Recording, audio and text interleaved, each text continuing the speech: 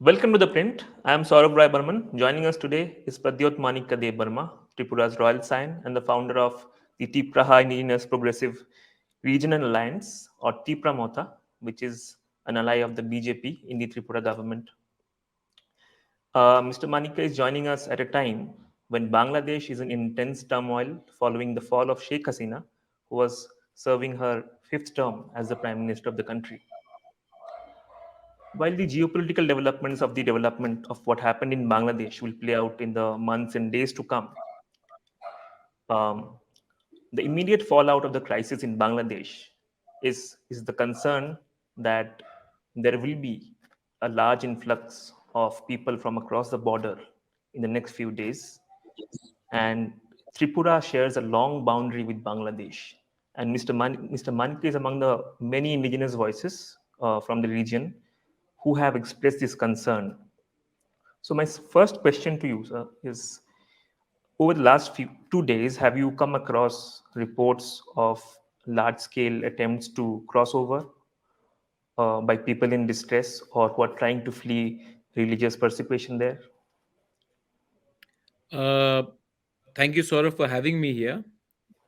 The truth is that there was a large scale attempts being made even before Sheikh Hasina actually left Bangladesh, because the writing was clearly on the wall that post Sheikh Hasina, not only minorities who are Hindus, Buddhists, and Christians, even supporters of a party, Awami League, even they will be targeted. So their supporters had seen the writing on the wall, and there was large number of people across the border who were attempting to communicate with people in Tripura, in parts of Assam, Meghalaya, and their friends, so that they could cross over and seek refuge in India, namely in these three northeastern states. I'm sure this was happening in Bengal as well.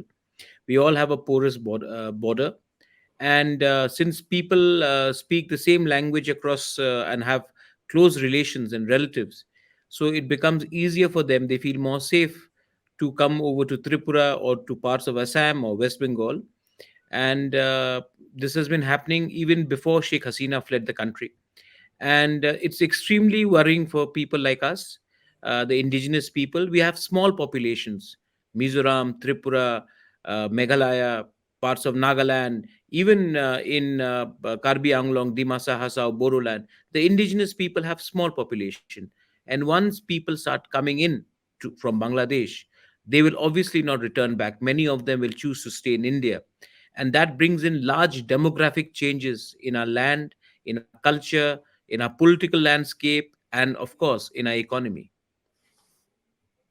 So, so it's not just people who are trying to flee attacks uh, in the base on the basis of religion. You are also saying that there are people who are also trying to flee political persecution, maybe members of the Awami League. You, especially the members from the Awami League and their sympathizers. What's happened is that in the last few weeks, there has been massive outrage against Sheikh Hasina and her party. Now, this is mob violence, and people are actually settling personal scores. So, when they are settling personal scores, they go and they take political opponents out using the environment right now. So it's just not the Hindus, just not the Buddhists or the Christians who are facing persecution. Even Muslims who belong to the Awami League party are going through a very bad time. They are seeking asylum.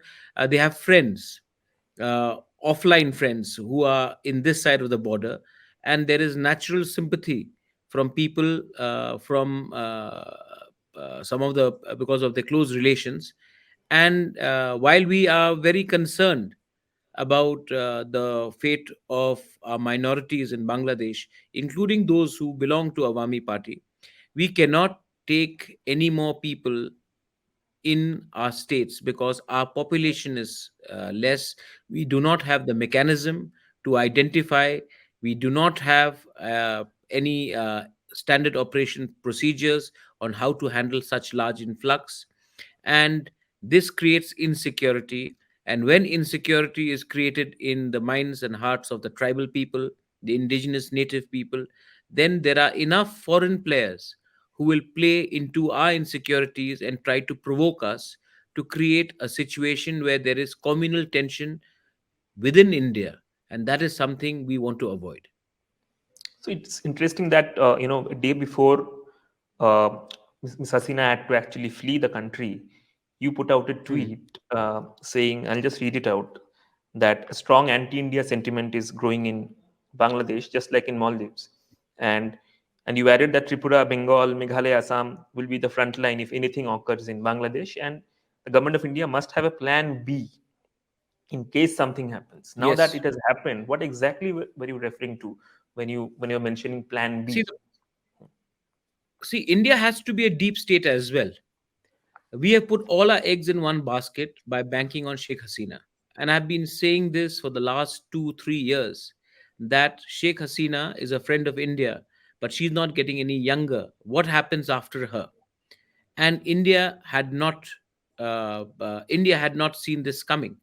We were playing now. The plan B means that we need to engage with whoever is in power in Bangladesh. India has to play a proactive role. Again, there are certain statements made by certain leaders from Bengal that we will welcome all the Hindus from Bangladesh. The day you invite all the Hindus and minorities from Bangladesh, it becomes a completely new Pakistan. Today, India is secular because there's a significant Muslim population which did not go to Pakistan after partition. And that's why the any political party could not ignore such a huge number of minorities in India, so we became a secular republic. Today, if all the minorities from Bangladesh decide to come over to our part of the country, we will be creating immense pressure on our own population, on our own resources. And second, you'll be making Bangladesh a completely 100% Islamic republic, which does not help the Indian sentiment. It becomes another Pakistan. Instead, we should talk to whoever is in power. We should put up a back end channels and ensure the protection of our minorities, the protection of our native people who are Chakmas, Tripuris, Garos, Khasis, Manipuris, as well as the Hindu Bengalis, and ensure that the Bangladesh protects its own citizens regardless of their religion. And a secular, a significant minority in Bangladesh means no political party in Bangladesh can ignore such a huge vote bank. And so automatically they have to address the concerns of people who elect them. So India has to play to the requirement and the situation. And I think the IB has a huge role to play in Tripura, in parts of Assam, in parts of West Bengal. Our internal security has to be strengthened. The state governments do not have the machinery or the bandwidth to handle this situation. The role of a governor, the role of IB, the role of center right now is very important, especially in the states like Tripura, Meghalaya, and Assam. And especially in Tripura, because the tribal population is feeling highly insecure and threatened by what is happening right now.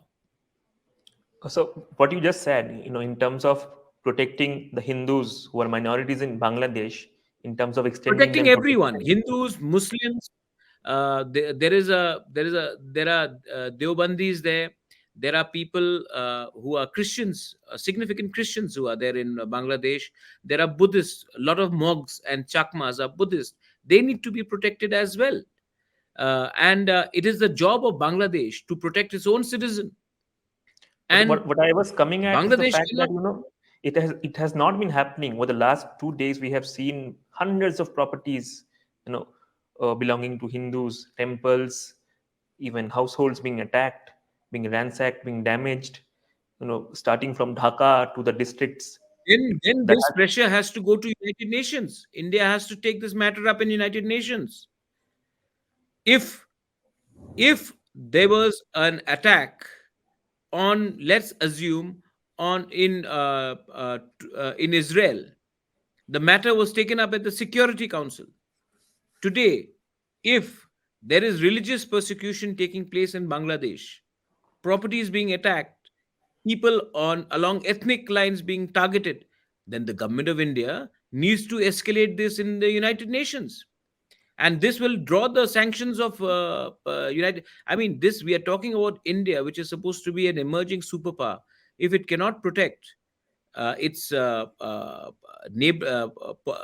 significant population in a neighboring country by raising this matter in human rights in the United Nations, Bangladesh will have to comply or they will face sanctions.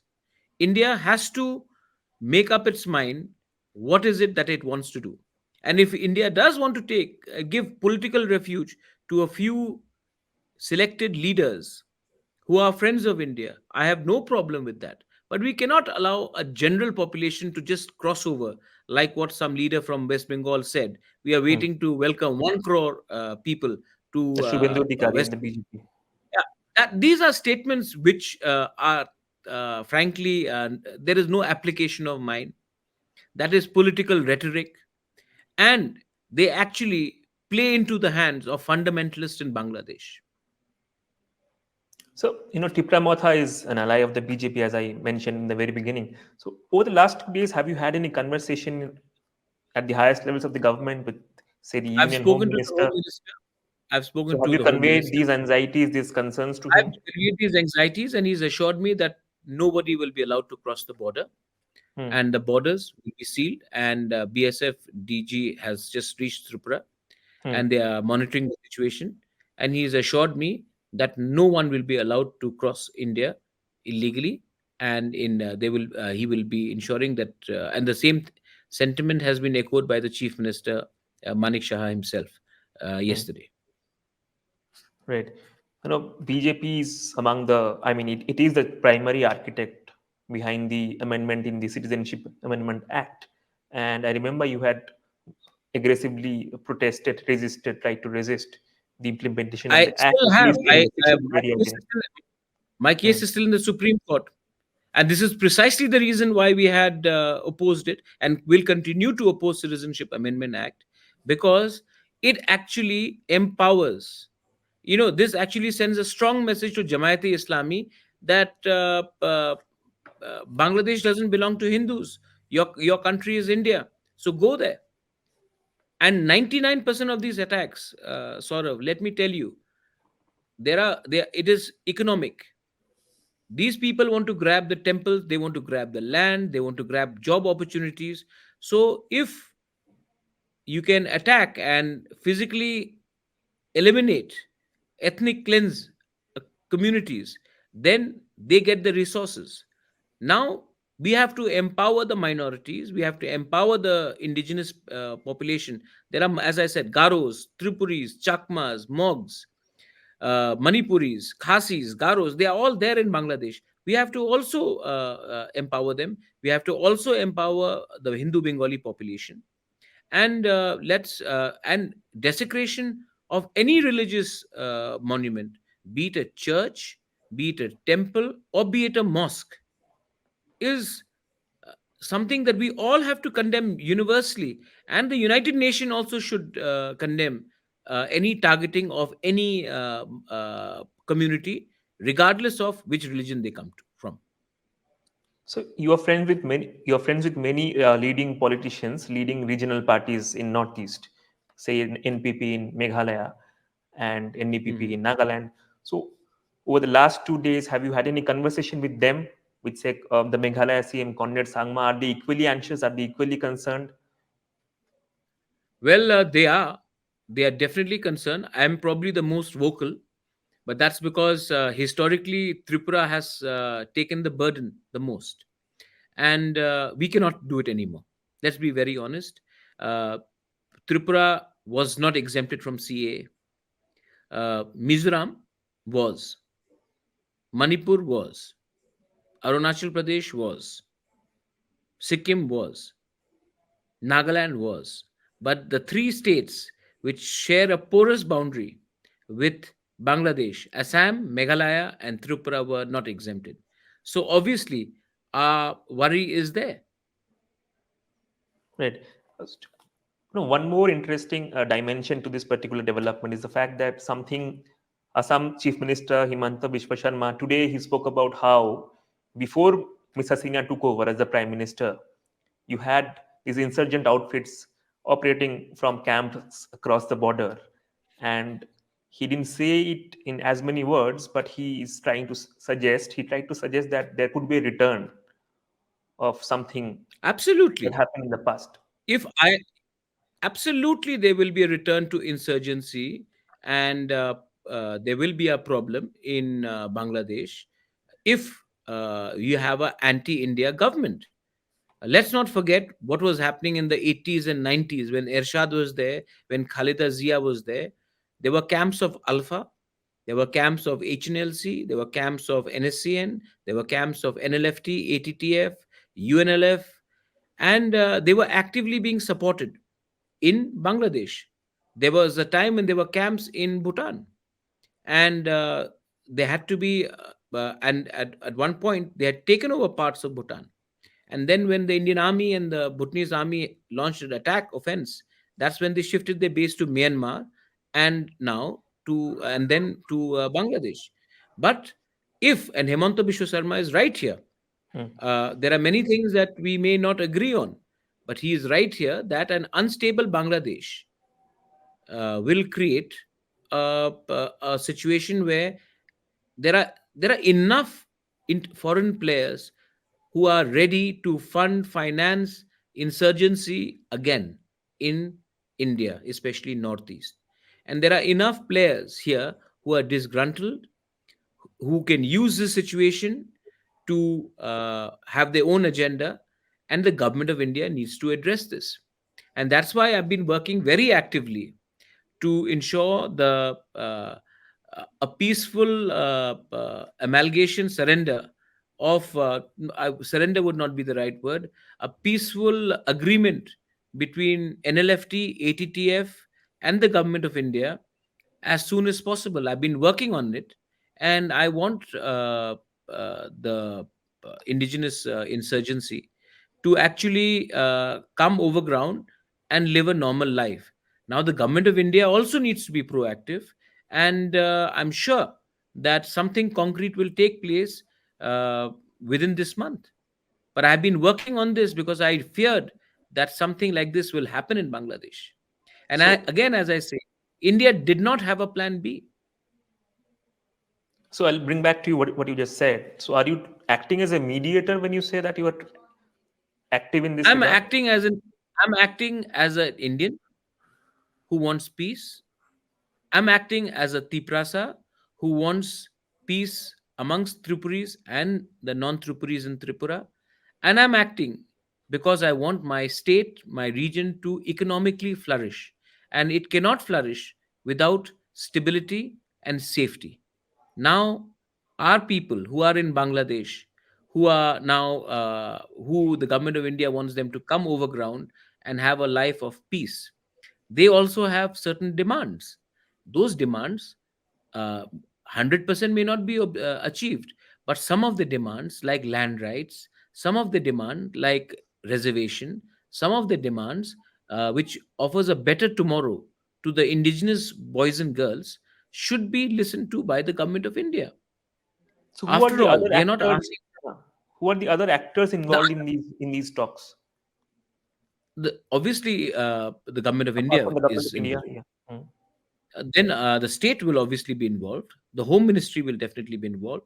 And I have played my bit part because I want peace in Tripura. I want peace in Northeast. And why only in Tripura? If I'm asked by my country to ensure that there is mediation between uh, something HNLC or ANVC or any insurgent outfit which is out of our country, we should have an honorable talk and an honorable solution. We need to work towards solution. If we delay this, please don't forget, ISI is still very active in Bangladesh. It was controlled by Sheikh Hasina. Now that she is no longer there, it will not take very long for ISI to get active. Myanmar is completely out of control. China is not our best friend as of today. Bangladesh is gone. Nepal is controlled by the erstwhile Maoist leaders like Prachanda. Pakistan, we all know. Rajapakse, Sri Lanka has already got a huge Chinese influence. Maldives has an anti India sentiment. Do we have any friends apart from Bhutan in a neighboring SARC? I don't think so. So these things have internally we have to now start looking at our own disgruntled elements so that they are not taken advantage of to wage a war against India. So are these talks part of the tripartite accord that you signed in March this year? No, no. Tripartite accord is completely separate. But if these talks can be included in tripartite, no problem. But there will be a separate understanding with these other elements, and we are hopeful that uh, sanity prevails on both sides. And I've also told the other groups that if you want to be a part of a solution, you must come over ground. You must shun the path of violence and help your next generation come up. Violence will not get you anywhere, and especially waging a war against your own country. If something wrong has been done to us, and we agree that we were exploited, but then we have to look ahead. And if we can engage with the government of India, whosoever it is, today it is BJP, tomorrow it may be Congress, we have to talk to the government of India to ensure that our next generation does not suffer as much as the previous one. So since I just mentioned the accord, and according to that pact, it was agreed to amicably resolve all issues of indigenous people of Tripura regarding history, land, political rights, economic development, etc., etc. So it was also agreed to form a joint working committee. So where does This things month stand? it will be. Hmm. We have given two names from our side. I'm one of the members of the joint working committee. Hmm. The other name is Pu Vijay Rankhol. From the government of India, I think they've given two names, and from the state government also they've given two names. I think the committee will be formed within this month. Okay. So even as we talk, over the last few weeks, we have seen strains of some communal clashes in certain parts of Tripura, especially Gandatvisa, where two communities clashed, and there was a loss of life, and hundreds of families currently stand displaced. And you have made certain remarks. You have addressed certain. I mean, you have reached out to the families of people who have lost lives. What exactly is happening on the ground? See, this is where I keep on saying, Saurav, you are someone from Tripura. I am someone from Tripura. We have more in common than we have differences. But the problem is that we only hark upon our, not you and me, but many people only hark upon our differences. The fact is that today, if the people of Tripura are not united, we are going to suffer. Both the tribals as well as the Bengalis will suffer. Manipuris, Adi, we'll all suffer if something goes wrong in Bangladesh. We anyway don't have enough jobs. We anyway land is limited in Tripura. Anyway, our resources are dwindling. There is immense poverty in our state, and if we allow more people to come in, when we cannot feed our own children, when we cannot give quality education to our own people, when we cannot give quality health care to our own people, when there is lack of proper infrastructure in terms of electricity, drinking water, and when we cannot help our own citizens of India, we invite more people to come in so that we get more vote bank is very dangerous. So it is very important for the Tripuris as well as the Bengalis, all of us, to come to an understanding to see that enough is enough. We have already done a bit. If on the grounds of humanity we have to accept a few leaders, legally we should give them asylum, but for the general population I don't think we can give them any more refuge. Maybe Bengal can give it, maybe rest of India can give it, but in Tripura I have no problem if some MP or some political leaders who need asylum are coming. Maybe some people whose houses have been burned, we can give them temporary asylum in a designated area, but they cannot become citizens of a state or a country. And if the country really wants to absorb them, like Suvendu Adhikari wants to do it, then the government of India should put all of them in his constituency, but we are not going to take them in our part of the country. No, why I referred to the Gandatvisa incident is also because I just wanted to come to this particular point that all said and done, it's a fact that a sizable section of the Bengalis in Tripura, especially the Bengali elite based in Agartala and the intellectual class, they have a certain degree of suspicion when it comes to you. Some of them call you communal. So, what would be your message to Mm. them? I see people who are self-proclaimed intellectuals. I have never claimed to be an intellectual, and I think you're a very intelligent boy yourself. You're not, if I can call you boy because you're much younger than me, uh, a Because young man, and you are very well educated. You don't claim to be intellectual. These are dinosaurs who have had the best years behind them. They still talk about Ecuador, Cuba, Mao Revolution, Bolshevik Revolution. They haven't seen even they haven't even traveled 5 kilometers outside the periphery of Agartala.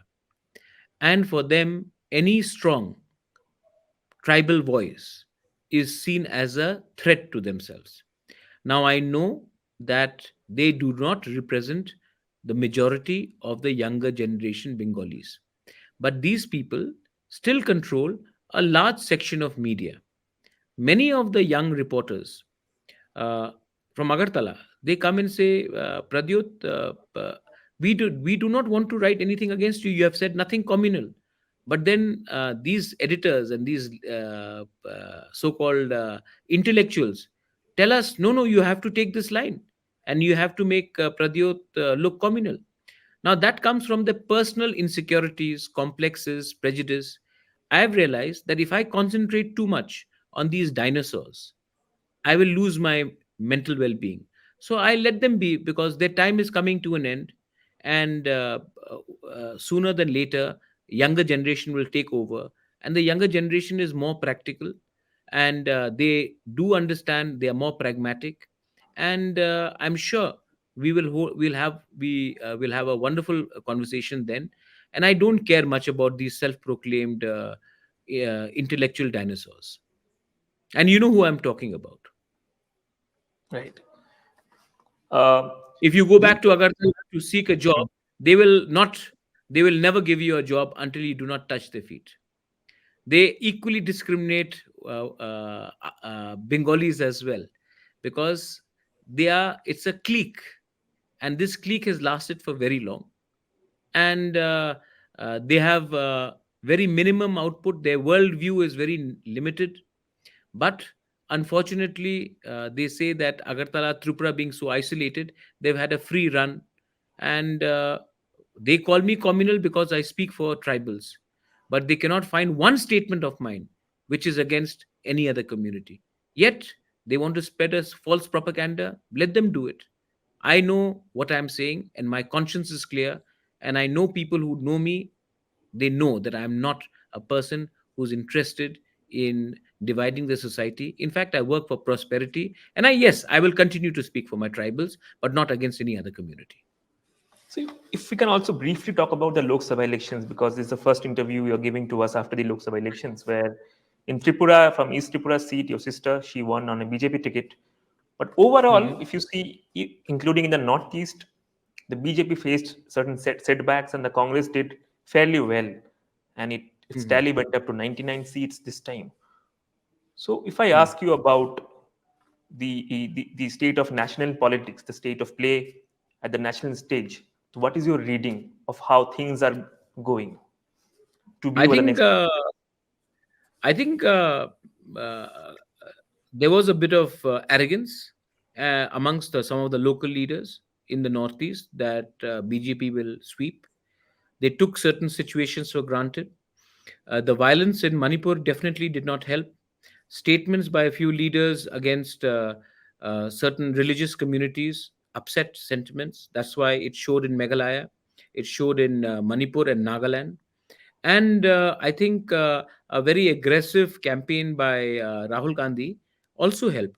In the state of Tripura, the benefit was signing of the TIPRA Accord, because we were promised that the government of India will look into a constitutional solution in a structured manner, and that's why we are waiting for it. But as I said again, that the BJP or any central government, if it's Congress tomorrow, they cannot take the people of Northeast for granted or people of India for granted, and if they do, it is at their own peril.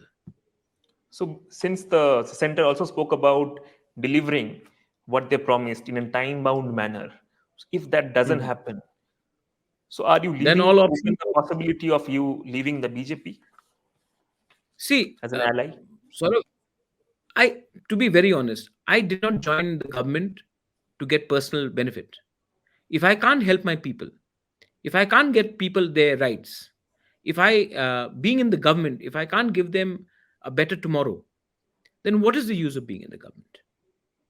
If I cannot help my people get their land rights, if I can't help my people get their economic, their political rights, their jobs, their facilities, then what is the use of me being in the government? Then I rather be in the opposition. So yes, and I'm hopeful that the government of India will